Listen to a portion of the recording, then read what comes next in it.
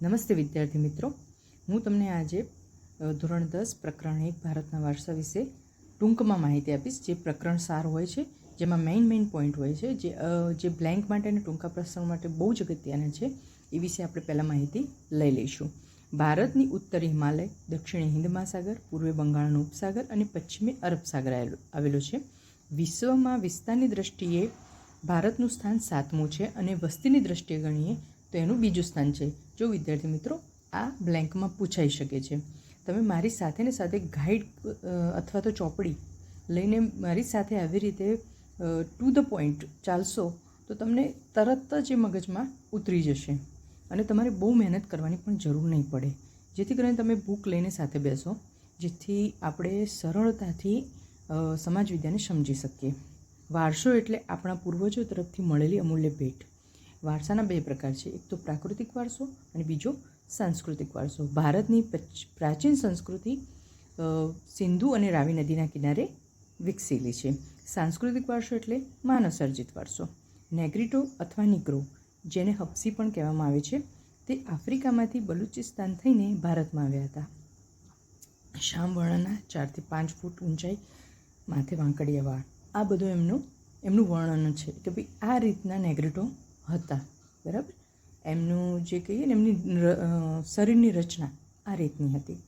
શ્યામ રંગ, લાંબુ અને પહોળું માથું, ચપટું નાક, ટૂંકું કદ અને એ એસ્ટ્રોલોઇડ એટલે કે નિષાદ પ્રજાની શારીરિક વિશેષતા છે.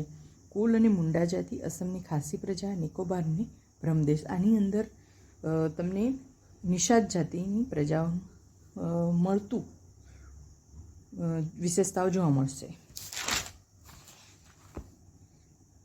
દ્રવિડો મોહેન્જો દડોની સંસ્કૃતિના સર્જક અને પાષાણ યુગની સંસ્કૃતિના સીધા વારસદાર છે. આપણે મોહેન્જો દડો વિશે તો જાણ્યું જ હશે. તો એ સંસ્કૃતિના સર્જક તરીકે દ્રવિડોને ગણવામાં આવે છે.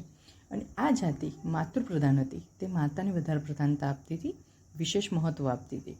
દક્ષિણ ભારતમાં દ્રવિડ કુળની તમિલ, તેલુગુ, કન્નડ અને મલયાલમ વગેરે ભાષાઓ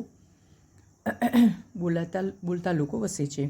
મધ્ય એશિયામાંથી આવેલી અલ્પાઇન, ડિનારિક અને આર્મેનોઇડ નામની પ્રજા સમાન ભૌતિક લક્ષણો ધરાવે છે. ભારતની આર્ય સભ્યતાના નિર્માતા આર્ય એટલે નોર્ડિક લોકો હતા.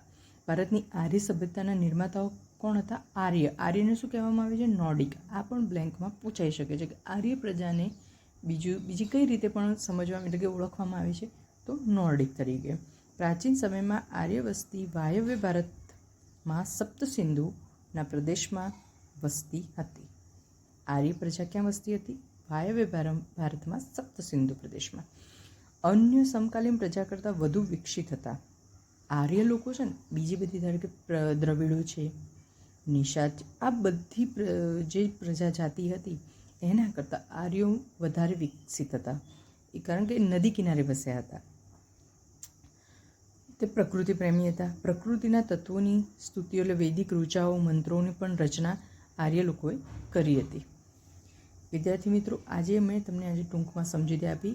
કાલના નવા વિડીયોમાં હું તમને બ્લેન્ક અને શોર્ટ પ્રશ્નો વિશે બહુ સરળતાથી સમજી શકાય એવી તમને માહિતી આપીશ.